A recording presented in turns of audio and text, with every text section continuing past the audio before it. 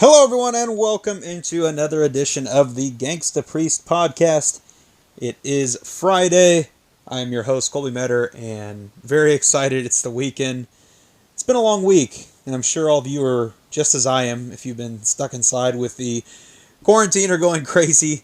But it's a long weekend. We got Memorial Day ahead on Monday, so hopefully you'll have a nice long weekend. Some time to kick back, relax, and enjoy things with your family. This is episode 4, I believe, now of the podcast. And that little intro, there was a little hint into what we're talking about today. Hopefully in the future I will be able to kind of edit that in a little more smoothly. Still, laptop is still down, so still kind of working on that setup. But for now, it is what it is. A couple quick notes before we jump into the show today is I did mention on the last episode, our first guest spot will be coming up at you, not next week, but the following week. I believe on Monday is when that episode's going to drop. Nathan Ostrander is going to be stopping by to talk with me about, he hasn't picked a movie yet, but when he does, I'm sure I will give you a bumper on that as well.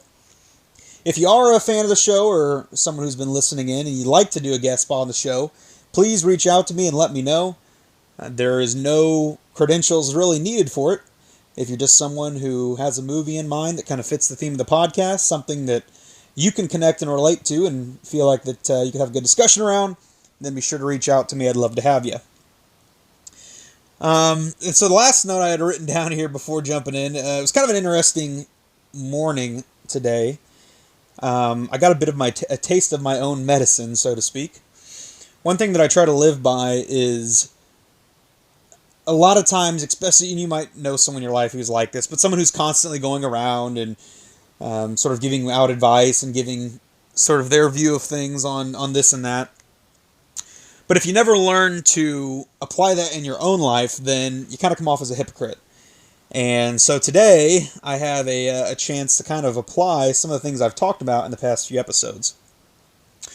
Last episode, we looked at Casablanca, and I talked a little bit on the theme of love. And as many of you probably that are close to me that are listening are aware, my love life has kind of been non-existent in the past few years. I've just had some bad luck with it, and I've been trying my hand at the old Bumble again. Had matched with a girl in there. We've been talking for about 2 weeks now, and I thought things were going well. And lo and behold, up this morning, we were talking pretty late last night, got up this morning. It's about noon. I noticed I hadn't heard from her, so I thought maybe I'd shoot her a text. I pull up Bumble, and she is nowhere to be found on there. So for any of you that use Bumble, you know what that means. It means that she either deleted her account or deleted me. And upon further looking through it, it had come that she had deleted me as a match on there. It was very sudden. It was unexpected. And if you don't know the technical term, this is what we would call ghosting. I have been the recipient of it many times, and it is not a fun feeling. I was pretty disgusted when it happened. I couldn't really figure out why she had done this when, again, I thought things were going well. And it's just not a fun feeling to sit with. But, lo and behold, this is why I like doing these kinds of things and talking about them. Because, again, it's these themes that we start to apply, and when you remember them and act upon them, it can help. And so, like I said, it was kind of a callback to the first few films I've looked at. I thought back to Amadeus, where this continues to happen again and again to me, and as Salier, felt it, sometimes it feels like God is almost mocking me. If you ever had a cat, you've played with the little laser pointer and watched the cat chase it around. Sometimes I feel like I am the cat and the laser pointer is my love life. And then again, going back to Casablanca, which we talked about last episode, I sometimes feel like I am becoming Rick, where when these things happen, it's very easy to become cynical and start to just say, I'm just going to shut everything down and focus on myself. So I'm trying to be self-reflective in these things as well, but in the film we're talking about today, there were some things that actually didn't come up till the end of the film that got me thinking, and so we are going to circle back to that, but I just wanted to establish that a little bit because, again, I think good art doesn't teach you what to think, but teaches you how to think, and if you can apply those themes, it really can do you a bit of good. So with that, we're going to jump right in. If you heard the opening bumper there, I thought we'd go a bit easy today, more of a light-hearted film. And so we're going to be looking at 1957's Old Yeller. The film is only about an hour and 23 minutes, again, I wanted to find something that's a bit shorter. I know we've the front half of this week we had some longer films, and so I've been trying to find some that were a bit shorter. I want to kind of switch that up a bit. And in comparison with those, this is certainly way more lighthearted, way less of a visceral film or something that's going to make you think. It's a pretty easy story. It's a pretty easy tale. It's a Disney film, and it's a great family film. It's not something you're going to watch and probably going to stick with you the rest of the life, or something you're going to find yourself constantly going back to. I think I've only seen it a couple times, but nevertheless, it's an enjoyable experience. And I think some of the things it talks about are, if you are a parent listening to the podcast and you have some younger children, I do think there are some things that you can talk to with your kids that are a bit easier upon watching something like this. I watch the film, as I always do, I try to watch the film before I jump on the podcast. I take notes and kind of write down my thoughts and ideas and organize that all together.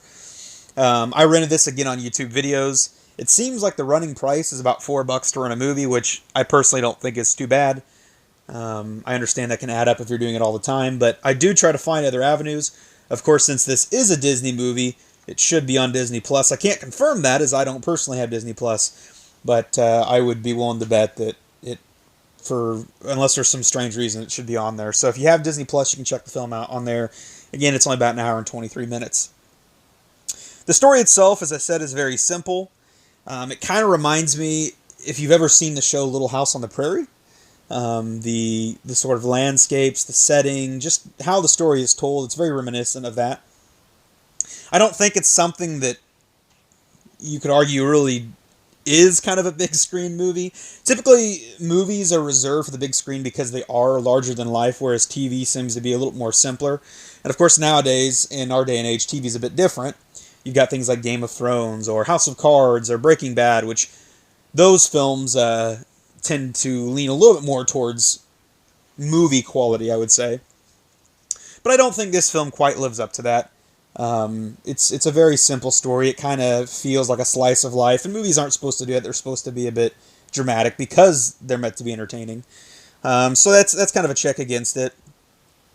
I also think, in comparison to the other films we've been talking about, there's a huge contrast in quality. I couldn't believe that when I pull it up on IMDb, this movie had got a 7.3 out of 10. I think that is a far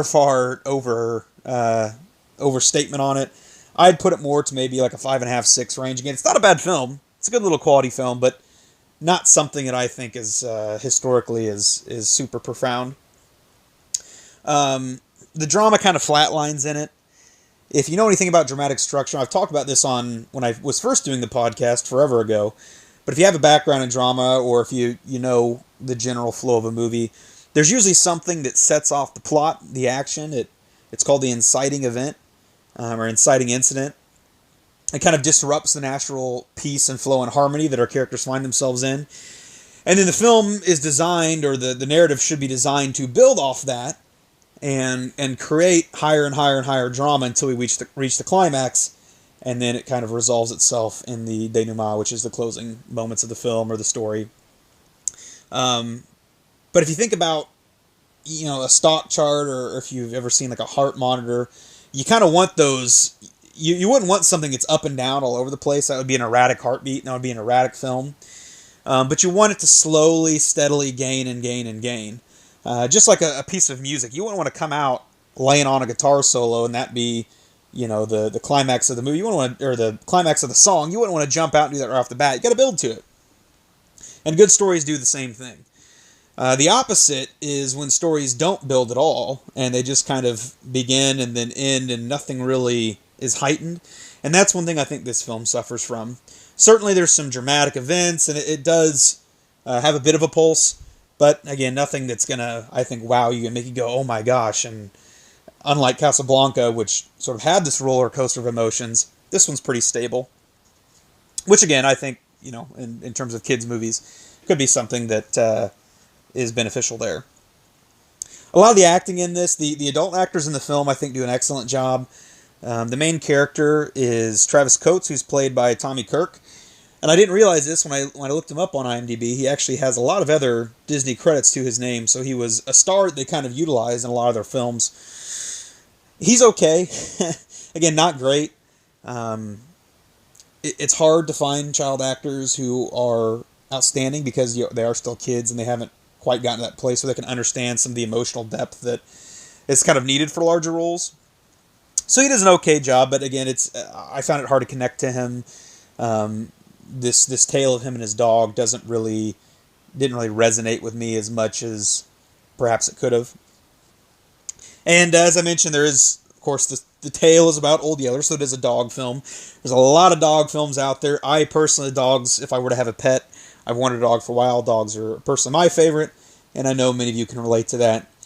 He is aptly named man's best friend for a reason, and so, dog stories are always something that is a genre and that people look forward to.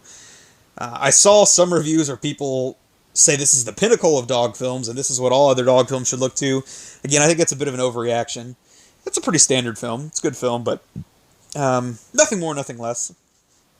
Some of the other actors in it are Dorothy McGuire and Fess Parker, who play Mr. and Mrs. Coates, respectively. There's also a younger brother to Travis Arliss, several other kind of smaller characters who make appearances throughout the film. And then arguably, and I know this is going to sound silly, but arguably who gives the best performance is actually the dog named Spike, who was a 170-pound Labrador Mastiff mix, and he plays the part of our titular hero, Old Yeller, this lop-eared, mangy mutt that you fall in love with over the course of the story. It's very interesting. The dog, like I said, obviously the dog is not speaking in the film, but all the tricks and sort of the actions that they're able to get the dog to do is very interesting. And like I said, there's sometimes there's more of a connection with the dog than there is with the boy. But that's kind of my overview, some of my quick thoughts on the film. Thankfully, with this one, since it is a shorter film and a simpler story, I don't have to spend too much time talking on the plot. That's something I've been trying to work on. I know I tend to talk for a long time, and that's not really the meat of what I want to talk about on my podcast, but it is important to at least tell the plot, or else you're going to be a bit lost unless you do check out the film on your own. Old Yeller is set in the 1860s, in the post-war era. I couldn't quite get a grasp on where exactly, like what state they're in. I believe they mention maybe the dad goes on a ride to Arizona, so I just wrote down it's in the South. But the film is kind of set off, the piece is broken up when Jim Coates has to leave his family, the father, to go on a 3-month-long cattle run. And while he's gone, it's up to Travis, who's the eldest boy of the family, to look after his mother, his brother, and to take care of things until his father gets back. So aside from this being a dog tale, it's sort of a coming-of-age story, which again is why I think maybe it's good for, if you have smaller children, for them to check it out. But their lives are forever changed when, again, this lop-eared mud of a dog shows up, eventually earning the moniker Old Yeller. As it is set in the South, there's a little bit of a southern drawl, and Travis begins to talk about that old yeller dog. Why is that old yeller dog coming around here? And eventually that's what they come to call the dog. Now, Travis is apathetic to the dog at first, whereas his little brother instantly falls in love with the dog. Travis sort of is apathetic towards the dog, has a bit of a difficulty finding a sense of fondness for the dog, but this all changes as the course of the film plays out. Travis eventually learns to love the pup, and Old Yeller becomes his faithful companion as the events of the story unfold. And honestly, there's not much more to talk about in between the beginning and end than that.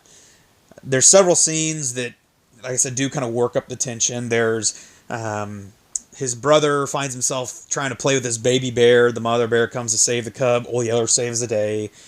There's a scene where Travis is trying to go out and corral some pigs and hogtie a pig for his family, and he ends up getting attacked, and lo and behold, Old Yeller saves the day. You're probably sensing a theme here. But that's basically the gist of it. Now, getting to the climax of the film, if you haven't seen it, or you're not familiar with it, I do want to tell you here to stop and go watch it. There's a huge spoiler that I'm about to give, but it's crucial to talking about the rest of the film and what we want to kind of look at today. So again, if you haven't seen it, pause here, go watch it, and if you're not, then proceed ahead. In the back half of the film, there is a man who stops by the house, a cowboy, and he mentions to Travis that there is a spread of hydrophobia going on in the area. Now, of course, hydrophobia would mean fear of water. Just if you take it as it is, water meaning hydro and phobia meaning fear of. It seems to me a lot more. I didn't look it up. It seems to me to be a lot more as if it's like rabies that a lot of the animals in the region are getting. But it begins to sweep the landscape. And this cowboy mentions to Travis that if you see any animals acting strange or animals that would normally be skittish coming at you, foaming at the mouth, be sure to have your gun on them and put them down immediately. Because, of course, if you don't, then it could be dangerous and even fatal for you and your family. And a couple, I don't know, 15, 20 minutes later, this begins to impact the Coates' life when their family cow catches wind of the hydrophobia. The cow begins to stumble around. It looks kind of, I don't know, like I said, like it has rabies. And Travis realizes, he tells his mom that he remembers what the cowboy had told him and that it seems that their family cow does, in fact, have the sickness. And so Travis, is, again, the de facto man of the family while his father's gone, has to take it upon himself to put the cow down. And so later that night, they are burning the cow because the mother mentions that you can't have this, cow sitting there because if scavengers come, then they're going to get sick, and then it's going to be even worse of a situation. And so the mother, and actually I didn't want to spend time talking on this, but I guess it is an important plot point. When Travis goes and he is attacked by the hogs, he injures his leg, so he's kind of bedridden for a couple days. And in the meantime, his mother and another girl who happens to be someone in their community starts to kind of take care of the farm in his place. And so it's up to the two of them to go through the task of butchering this cow and kind of putting it on the fire and burning it. So again, no scavengers get it and get sick themselves. While they're out that night, and while they are trying to dispose of the cow, Travis is inside with his brother, and then all of a sudden he hears his mother shouting for him and calling for him and saying, "Travis, bring the gun." And so Travis runs outside and he stumbles upon Old Yeller is fighting with a wolf. And he asks his mother what happened, and she says, "I don't know. This wolf, he jumped out of nowhere, and if it wasn't for Old Yeller, I don't know what would have happened." And so Travis, he gets his gun all cocked up and loaded. He's trying to get a shot, and he can't get a clean one. The struggle's going on. Finally, the wolf rolls over. Travis is able to get a shot in, and he puts the wolf down. Old Yeller looks a bit banged up, a bit chewed up, a little bloody, but he seems to be okay. However, his mother, it kind of dawns upon her that that wolf normally would have not attacked them, a lone wolf in that situation. And so she thinks that the wolf had the hydrophobia, and because he was fighting with Old Yeller and Old Yeller got scratched up, there's a good chance that Old Yeller might have it too. So they pin Old Yeller up in hopes that he doesn't have it and it'll get better. 2 weeks passes by and the dog seems to be fine. And so the mother says, "Well, let's give it a little bit longer, and then we can let him out of the pen. He can come out." Now, unfortunately, in the following scene, Travis goes out one night to give Old Yeller some food, and out of character, Old Yeller starts snarling at him and growling at him and acting very strange. And it dawns upon Travis that Old Yeller did, in fact, contact this hydrophobia, or again, what appears to me to be rabies. And he knows what he has to do. He's going to have to put the dog down. His younger brother, while they're at dinner that night, his mother tells him to go to bed, and he gets the bright idea that he's tired of his dog being pinned up. He wants to go let him out. And so when Arliss goes to let the dog out, the mother and Travis hear the commotion. They come out, and they say, "Don't you dare let that dog out." He almost manages to escape. And it's then that, again, Travis realizes what he's going to have to do. And so this is the climactic scene. This is the scene that, if you know anything about Old Yeller, I think there's a reference in one of the episodes of Friends to it. You might have heard, somebody talking about it, but this is the scene where Travis goes and sadly has to put down this dog that has come into their life and that he's come to love. And honestly, the film wraps up pretty quickly after that. I apologize. I've tried to set my phone here on silent. For whatever reason, notifications keep, when they come in, it won't go to silent. They come in, at the buzzes. So I do apologize for the background noise there. But refocusing, so the movie wraps up pretty quickly. And the last 5 minutes of the scene, Travis's father returns home, and he kind of is coming into all that's transpired in 3 months that he's been gone. And when he gets home, Travis is out on a hill, finishing up burying Old Yeller. And so his father goes out and sort of has some words of wisdom for him, which is one of the things I want to talk about here today. But then it all wraps up. Everything's happy. The family comes back for a meal. One other little side plot point. There's another dog, a little puppy that's brought into their life, and so there's hope for the future. This dog has Old Yeller's blood in it, and even though Old Yeller has nobly sacrificed himself for the family's safety, there is hope in this little pup, and Travis learns to kind of look ahead to the future. And so again, very, very simple plot, not much to it. The climactic scene is probably the biggest scene in the movie. It's the first time I watched it, I got pretty emotional and teared up because that's a very tough situation to find yourself in. And again, that's why this is a coming-of-age tale. That's part of what a man has to do sometimes, is that a man has to deal with what's in front of him, and sometimes that's tough, but you gotta push through it and trudge forward. And so that's why, again, this is kind of hailed as a coming-of-age tale, is that Travis goes through all these events when his father is gone, and then ultimately has to do this very tough thing at a young age. But that's actually not what I want to focus on today in the back half of the podcast. As you know, I try to take time to pick through some of these themes and look for things we can apply to our lives. And while it's interesting and it makes for good conversation and discussion, there's a couple other things that I have noticed upon rewatching this film that I think are a little more subtle and maybe not necessarily as much talked about. And again, things that I have thought recently, and I think that perhaps could be good things to apply to our lives. Before we jump into that, I did write down a couple other quick thoughts. As I mentioned, if you do check the film out, the acting's a bit rough. It's not bad, it's not good, it's just kind of there. I wrote down that I didn't really think it was Disney magic. It is one of their earlier films.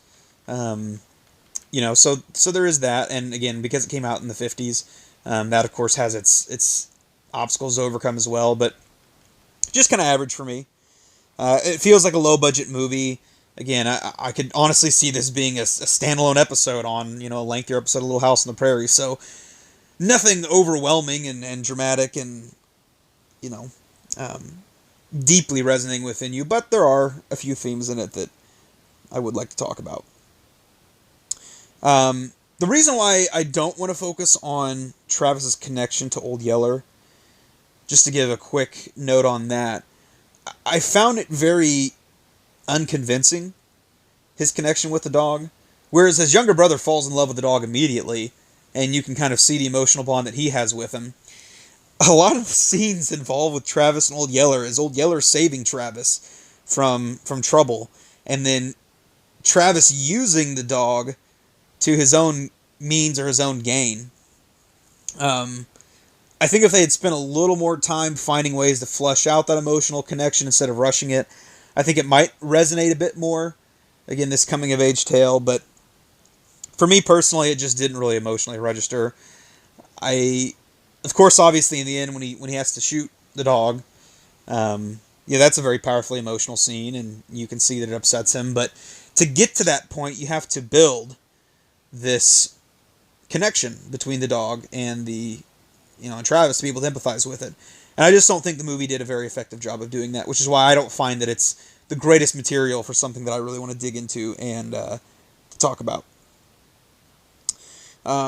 So as I said, I personally would like to take it in a bit of a different direction. I want to focus on kind of two things here, two thoughts.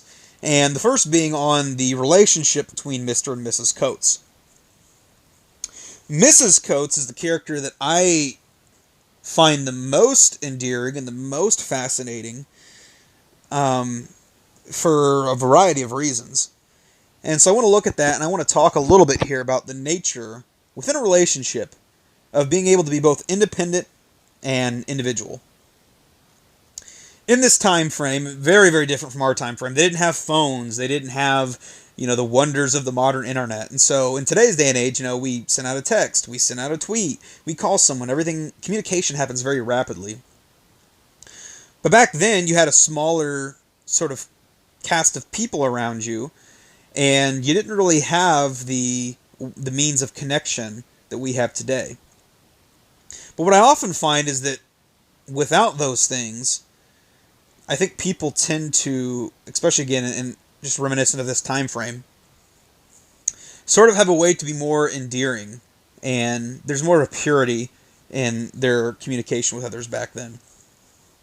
If you kind of think about it in this setting, so again, nowadays with able to have that kind of connection, no one ever feels too far away, but back then this is a pretty big deal. Your husband is leaving for 3 months, and there's no way of knowing on this cattle run, he could be killed by animals, he could get sick, Indians could attack them, he could run away. There's all sorts of things that could happen, and that would be reason for being fearful.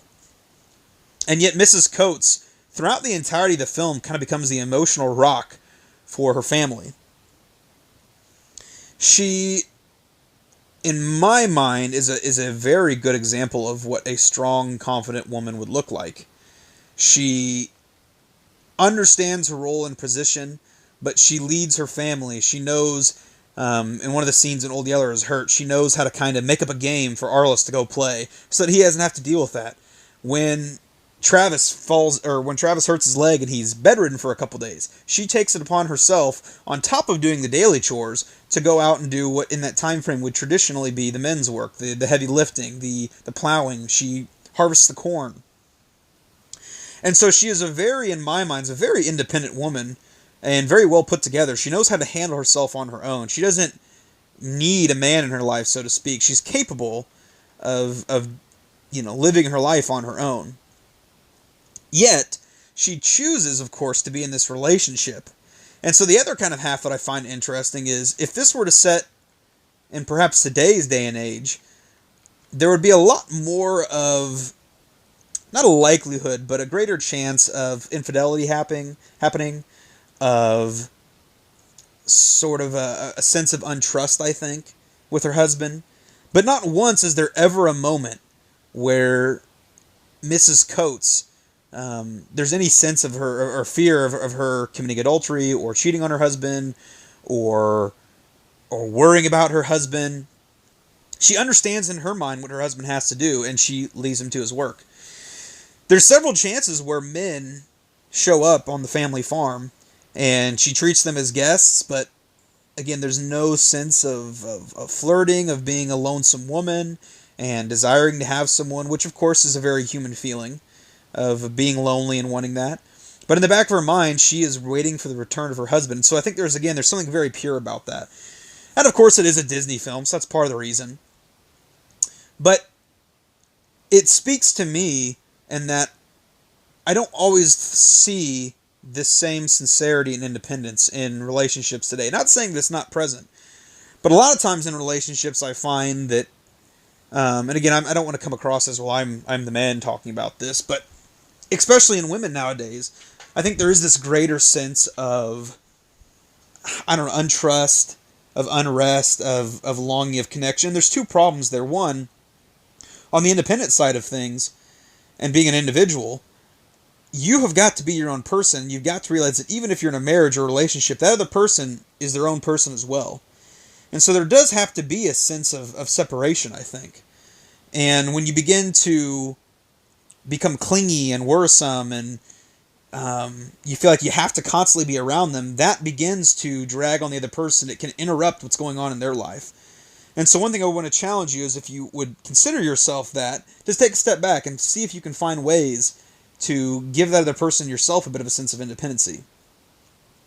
The other thing, and it's a bit of a more sad thing, I suppose, but there's been this shift in values, and I think that a lot of the sexuality and adultery and sort of indecent things considered in this time frame have become more prevalent in our day and age. There's a lot more of a hookup culture, a lot more of a give and take culture. And so I completely understand where a sense of distrust might come from, because, and this is on the men's side of things, I think you far often find that men tend to be the aggressors in that, or the, I'm failing to find the word I want to look for, but men are a lot more unfaithful, I think, than in this time frame. And so I can understand how, when you've experienced that you might have a greater sense of distrust of the opposite sex. Regardless, just because something has become commonplace doesn't mean it's something that we can't work back towards. And so that's my two challenges to you is, again, number one, if you feel that you're a clingy person and you feel like you're finding yourself in someone else, take a step back. Work on yourself. Become, just like Mrs. Coates, this independent person that can kind of handle yourself. And then number two, if you're with someone, you feel like there's a sense of distrust, then correct that. Ask, why is that? Is there a reason for that? If they've done something to you, talk it out with them. Or if not, is it your own self? Are you sort of creating these monsters in your head, thinking that this person might be cheating on you, or you're afraid that they might leave you? And if that's the case, then you've got to find a way to get rid of that. If someone's never given you a reason to distrust them, then I don't think it's fair for you to constantly be, harboring on that thought. We've got to find ways, again, to be independent, but also to have confidence in our partners. And then again, just like in this movie, if your husband, think of that. If your husband or your wife or your partner, if they had to leave for 3 months for some kind of duty, or for work, or for something they felt like they had to do you honestly think that you could be comfortable enough in those 3 months and confident that that person's taking care of what they need to while you're taking care of your own business? I want you to sit and ponder that for a bit, because again, I think that's something that that all of us can reflect and learn upon. I wrote down here, as I've done on the podcast before, I want to try to tie this in a bit from a Christian lens. And so I wrote down Ephesians 5:22 through 23, which of course is the verse that talks about wives, submit to your husbands, and husbands, love your wives as Christ loves the church. And there's a lot more in there. I'm, kind of paraphrasing here. I don't want to turn this into a sermon, but I do want to give a quick little side note here.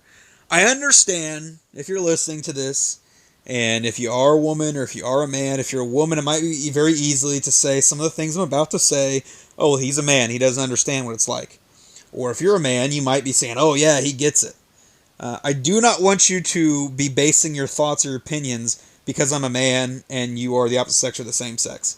That is a terrible, terrible rationale for your reasoning. What I want you to do, again, is to learn not what to think, but how to think. So I want to challenge you here. What I'm going to say, I understand, is not going to be popular. It's not going to be probably something that flows with our day and age. But in sort of finding this chasm between what I think was good here in the movie and some of the problems we have today, I wonder if maybe that we should return to what was good. Sometimes when we're so quick to throw out the past, we cause more problems for ourselves. And so again, what I realize what I'm about to say is probably going to be not popular opinion, but I do want you to challenge yourself. Please don't write me off. Take some time and just really think about this, because I think there's some insight here that might be worth discussing. That verse nowadays is very, I don't think too many people take well to it, because sometimes it comes across, when we think of the word submission, wives, submit to your husbands. When we hear that word submission, we think we mistake it and we replace it with slavery. We think that, it's the joke. Oh, go make me a sandwich, woman. Oh, go do this, woman. Do this, do that. And that is why I think we have a negative view of that verse, which, for fair reasons. If that's what you're finding the root of your relationship, someone kind of being bossy like that and treating you as a servant, that I don't think is healthy. But I also don't think that's what this verse is talking about. Instead, I think this speaks to the fact that there is a natural structure that God, in His wisdom in creating us, has set into place. When you look back, we talked about this a little bit on the Casablanca episode, but Adam and Eve, and Adam's created first, then Eve is taken from Adam. And if you know the rest of the story, of course, Adam and Eve sin and turn against God. And part of the curse between man and women is that man will lord over his wife, and his wife will cling to him, but she will also sort of hate him and cause problems for him. There is sort of it's the butt of, many good comedic pieces, but often in marriage there is this back and forth that happens. And men become these Neanderthals where we think, well, might is right, and so we like to, again, boss people around with our power. And women, they fight against that. And they don't like that. And that tension causes problems. And so I want us to think of what is the healthy balance there? What is the right path to take? What is the answer here? And I'm not going to sit here and tell you that there is There's this natural order, and you must follow it, and if not, you will have problems. That's pretty black and white, pretty concrete, and I don't think that's always going to be the case. But I do think that there is something to be said of that natural structure, and when we fight against it, it does cause sometimes a bit of problems. I think this problem really has sprung from what you would call third wave feminism. First wave feminism, as you saw with the women's suffrage movement, was strong, confident-willed women who wanted to find equal footing as men. They wanted equal rights as men, they wanted to be treated the same as men, and not to be looked upon as the more gentler of the two creatures, or the lesser of the two creatures, as had been for hundreds upon hundreds of years. I personally don't think there's anything wrong with that.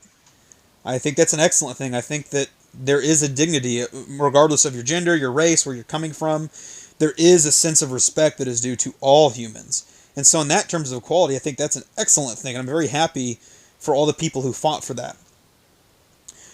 But the problem with jumping ahead to nowadays and third wave feminism is that now we're getting to a sense where feminists nowadays, it's like it's swung in the opposite direction, where in order to free ourselves again from the slaves of our captors, the captors being men, now it's like this ego thing where we're trying to change the ideas where, well, men are below us. Well, we don't need men. I don't need men. I can be a successful, confident woman. I can have a PhD. I can have a job. I can have my own life, and I don't need no man.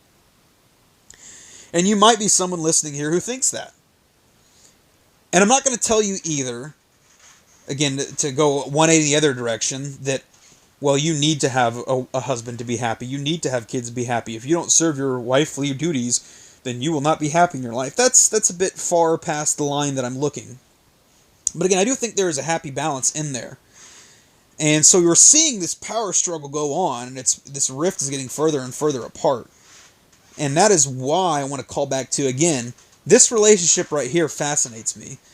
Because just like the verse says in Ephesians, I see in Mrs. Coates a strong, confident woman, an independent woman, just like the first wave of feminism, someone who can handle herself. But I also see someone who understands the natural order, who understands that there has to be someone as the household of family, someone leading the family. And she recognizes her husband in that role, and she submits to him. I think when the problems of today in third wave feminism is when you see this power struggle with, well, I don't like that idea of submission, I want to be my own person, and you don't recognize someone as the head of the household, then, again, there's this power struggle that causes problems for everybody in the family. I know I did an office comment the other day, and there's a reason for that. We'll get to that at the end of the episode. But there's an episode of The Office where Jim gets promoted to co-manager with Michael Scott. And Oscar has this funny little quip where he talks about, what could go wrong with two managers? Who hasn't heard of a school with two principals? Or where would the Catholic Church be without two popes? And so he gives these kind of, humorous ideas in talking about that in most functioning, roles of leadership, it almost never works having two heads. In fact, I experienced this myself many years ago. I was a youth pastor, and long story short, I'd worked with the church for a while. I had become pretty prevalent in the church. I left for 4 months to wrap up my last semester of school out in Los Angeles. And as I was coming back, I was under the impression, in talking with the head pastor who had employed me, that if I was going to stay in LA to pursue my dream of acting, then the church was going to kind of move on without me. But if I was to come back, then I would be reassuming the role that I had left. When I got back, however, the man that had replaced me, he decided he wanted to stay around as well. And so there became this decision that had to be made. And they went with him over me, which was a bit frustrating, but then tried to kind of give me a co-leadership role with him. And just being honest, it did not work. When you don't have that one leader to kind of be the head and make decisions and guide you, things get really funky. And this is why, whether you think it's right or wrong, this is why I think what points back to the natural order is that, again, for whatever reason, it's kind of created in us that if we don't have someone leading the family, that's when you see all sorts of problems to take place. And so for women, if you're listening to this, what I want to challenge again, you can disagree with me and you can think that, well, I'm wrong, and that's fine. But if you are seeing some problems, then I want to challenge you.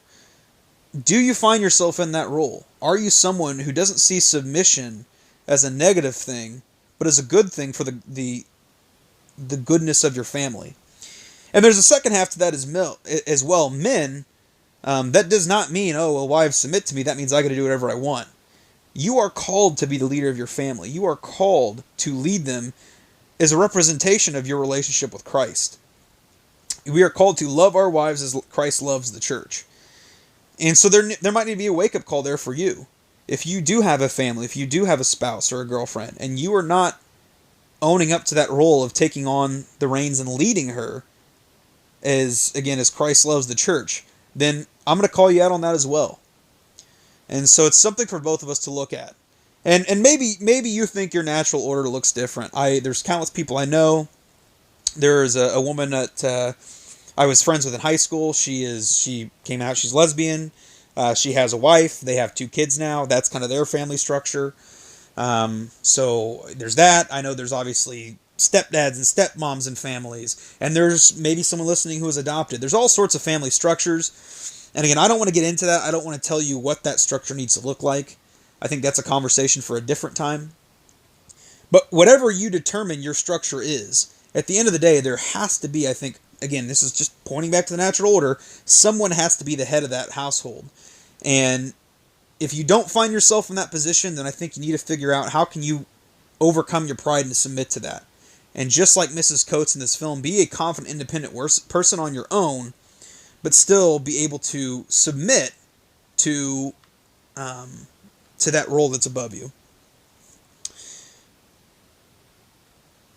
Sorry, trying to reset my notes here. So that was one thing that I wanted to talk about, and I again, try to think about in my own life, is being independent and then looking for an example of this woman. Because to me, that, if you're seeking for a partner, that, if I was a girl, then I would look for a man who is a leader, someone who I know is going to lead my family.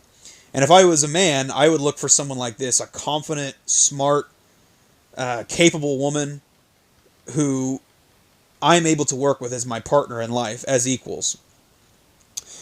I just went and visited my sister and my brother-in-law. It's been a couple weeks ago for my birthday. They live out in Houston now.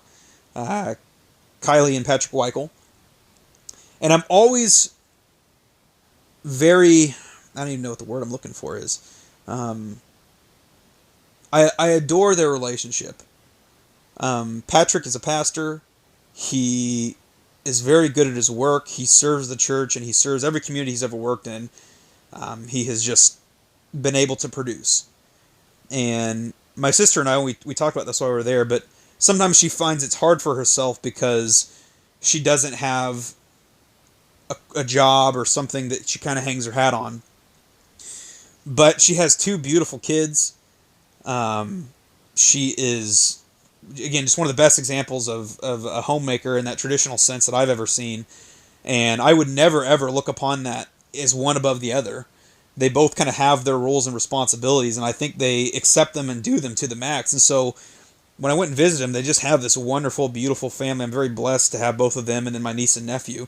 And I know those kids are going to be raised in a wonderful household because I think their parents, whether they know it or not, have kind of accepted, again, what I've talked about, this structure of the family.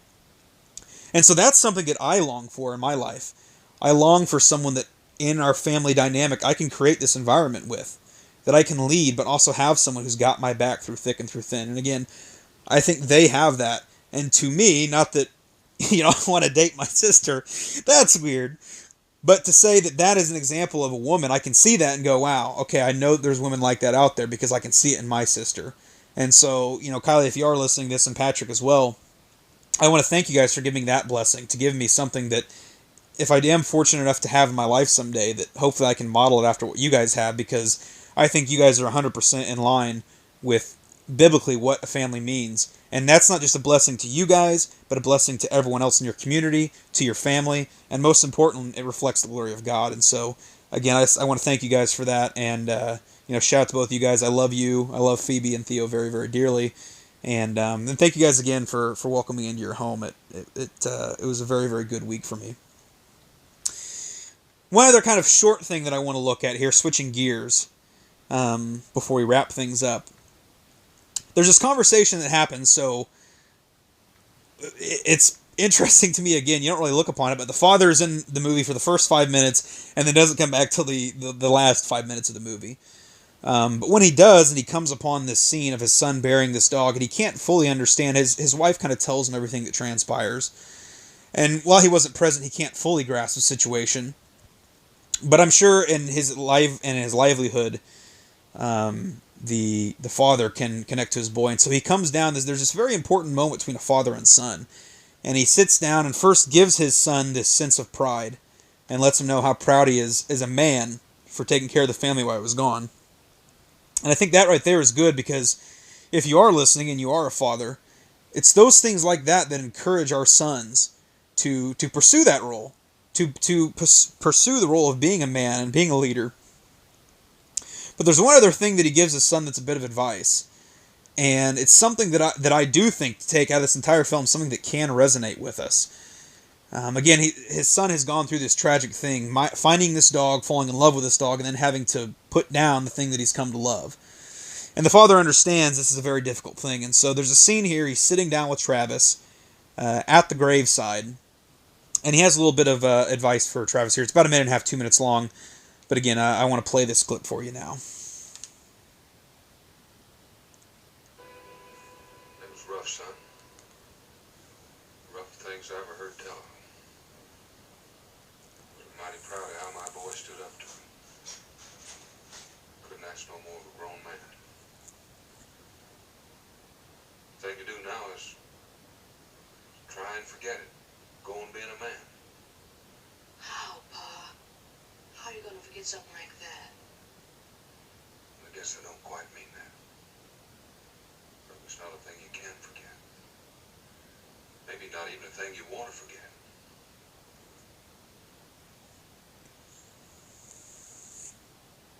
What I'm trying to say is, life's like that sometimes. Like what? Well, now and then, for no good reason a man can figure out, life will just haul off and knock him flat.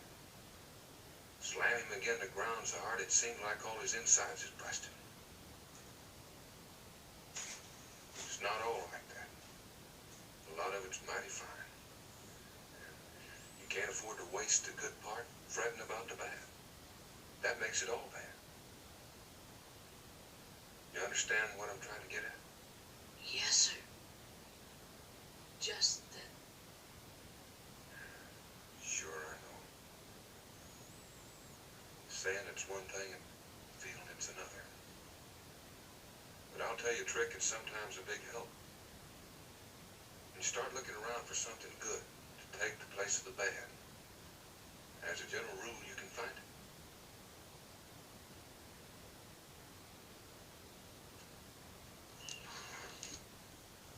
And so again, that was Jim Coates, Travis's father, who's come back to him and is kind of coming upon this scene and gives him a little bit of fatherly wisdom. And that scene, to me, I think, is actually very profound. The father acknowledges that this is a tragic thing that's happened, but he understands that life is full of good and bad, of ups and downs, of triumphs and defeats. And he understands, too, he doesn't just write it off, he understands that, he tells his son to kind of let it go. And then he doubles back on it, says, well, I understand, it's hard to let things go. And you might not even want to let things go. But he does tell his son that it will get better. And that in this crazy life, there's a lot of good and there's a lot of bad. And far often, the good outweighs the bad. I think if we start to look for those good things in our life and open our eyes a bit, you can see how beautiful this life can be. And I love the bit of advice that he gives him at the end. If you start looking for the good things, they're going to come. And as I said, as we wrap up here, we'll come back and bring this full circle here in a second. But I've gone through some rough times, and it seems like I've been down on my luck again and again and again in the past several years. And it's very easy to get in a place where you wallow in that and you want to be sad, and it's comforting. It's like a warm blanket, you know. It's like, I want to shut off from the world. But this is very down to earth advice, and it lifts my spirits back up to remind yourself that while it's good to wallow, and it's good, or not good to wallow, but good to allow yourself to experience those emotions, there's a whole wide world out there full of good things. And if we focus on only the bad, we'll never get to experience the good. And so that's the other bit of encouragement that I want to offer to you today and challenge you to think about. You're going to experience good and bad things in life. And some of you guys listening to this right now, life might be great and might be grand, and I'm happy for you. And for others of you, just like me this morning, getting that news, or getting ghosted, just a terrible, awful thing to feel. You're going through rough times. It feels like the world is closing in on you and you've got no one to turn to. But I want to challenge you to do two things. Again, first of all, and I kind of said this in the last episode, but we have this weird tendency to almost downplay emotions. And it's like we tell ourselves that, well, socially we can't express this emotion or that emotion. We have to bottle it up. And I think that's a terrible thing. I want to encourage you to do the opposite. Indulge in those emotions. Live. I want you to laugh. I want you to smile, to cry, and to sing, to trust, to dance, and to kiss, and to sleep, and to live. To truly, truly live, because at the end of the day, and I was reminded with this recently, there was a young man from my school that I was friends with, same age as me, actually a little bit younger than me, 26 I think, maybe 25, who just passed away. He's had a lot of health problems in his life, and he passed away at a young age. And I was just taken back by it. And you never know. You never know when you're going to go. And you could be on this earth another 50, 60 years and another 5. You could go tomorrow. That doesn't matter. What does matter is to truly live. And there's a lot of people who don't do it. There's a lot of people who wake up, who go through the day, who sleep, rinse and repeat for 50 years, and that's it. And to me, that is not a very full life. If you want to have a full life, experience it all. Indulge in those emotions. You've probably seen people or heard people or seen it before. It says, dance like no one is watching. And a lot of people might say that, but not too many people live that way.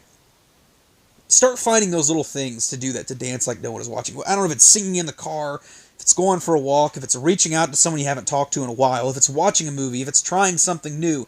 Even if you fail, who cares? Life is about living, and you can't focus on the bad. Just as his dad says here, if you start looking for the good, it's going to come. And so I want to challenge you to do that today. To surround yourself with people that are going to lift you up, to start trying to find those good things. And I think if you could change that frame of mind, you're going to find a totally different you. To wrap this up, that's where I said it. Often it's good to take a dose of your own medicine. And so bringing this full circle, I'm going to be 100% honest with you. When I found out that I had gotten ghosted, I was sick to my stomach. It's a long weekend. I had planned to screw it. I'm going to drink. I'm going to get drunk. I'm just going to forget it all because who cares? And I wallowed in that pity. But then I started to think about this movie. And I started to think about what his father said. And I reminded myself that bad is going to happen, but there's a lot of good too. And again, if you keep pursuing the good, it's going to happen. It's bound to happen. So my final thoughts, from a relationship sense, be independent. Find you first. Be your own person. If you go looking for yourself in other people, it's never going to come. Find yourself first. You're only then that way. Only then, when you're confident in yourself, are you able to express it in someone else. And then secondly, again, look for the good. Live. Be just like Old Yeller in the movie. He's a lovely dog. You're going to fall in love with him if you watch the film. And just like most dogs, he's a happy-go-lucky dog, bounding around all over the plains, just living his best dog life. As they say in the song, Old Yeller, the best doggone dog in the West. Be just like Old Yeller. Just be the best you can be and live it up. Because you only get one life and that's it. But I think if you go out and you start to do that, you're going to find again that you're going to have a very full life. And in the end, you can look back with happiness on all the things that you were able to do. I want to thank you if you checked out the episode today. I know I'm still long. I honestly thought this was going to be a shorter episode. It was a Friday, and I didn't think there was going to be much to talk about, but as normal, I get to going, and I just don't stop. I promise you that one of these days we will correct that. But for now, I enjoy it. I have fun, and even if nobody listens to this, it's a good way for me to kind of, at least it's like like a diary. It's a good way for me to express my thoughts. So I'm having fun, and I hope you are too. As is important with the YouTube game, if you haven't checked me out, be sure to like, share, and subscribe. That allows me to know what's good, what's bad. If you're enjoying the podcast, what can I tune? Please give me your criticisms, your compliments, your feedback, anything. If you want to talk about it, reach out to me. I love good, engaging discussion. I think it's one of the best things out there. A great way to live, right there. We are going to be doing guest spots here soon, so I want to reiterate that. If you have been listening and you'd like to be a guest on the show, or if you know someone that you think would be a good guest on the show, I'm excited to be jumping into that as well. As fun as it is for me to talk for almost an hour straight, it's so much easier having someone to bounce ideas upon and kind of see where the conversation goes. And so I'm very excited to be doing my episode with Nathan in a few weeks. And again, if you're someone who's interested in being a guest on the show, please reach out and let me know. You can do it on Facebook, commenting below, whatever works for you, and we'll be sure to set something up. And finally, before we go here, I have one more good bit of news, my bumper for next week. We're going to shift things up a bit. While film is going to be mostly the focus of the podcast, I do want to pepper in some TV and a little bit of music here and there. And so if you have been listening in the past couple episodes, I've made a few references to The Office, and there is a reason for that. Next week, I will be doing a 3-part series on the wonderful show that is The Office. One of the best TV shows ever created. Each episode is going to be different. I plan on one episode to look at the character of Michael Scott, and another episode to maybe look at some of the individual episodes and some truths within them. And I don't know yet what I'll do for the third episode, but I've got some ideas cooking I'm sure I'll work on this weekend, and so I know The Office is widely beloved for good reason. And so if you are a fan of The Office, I hope you'll tune in with me then. That's going to wrap it up, though, for me today. I want to thank you for, again, sharing your time with me. And I hope you're getting something out of this as much as I am. I hope you have a great, wonderful Memorial Day weekend. Spend time with your friends, spend time with your family, and just live it up. Again, be like Old Yeller, be the best doggone dog in the West.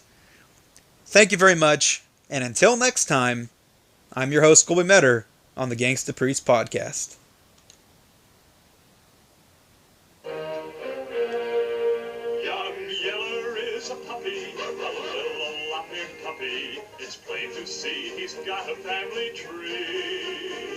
The image of his pappy is frisky and he's happy, and that's how a good pup should be. Frisky and happy, dear Yeller, come back Yeller. Best doggone dog in the West. Dear Yeller, come back Yeller. Best doggone dog in the West.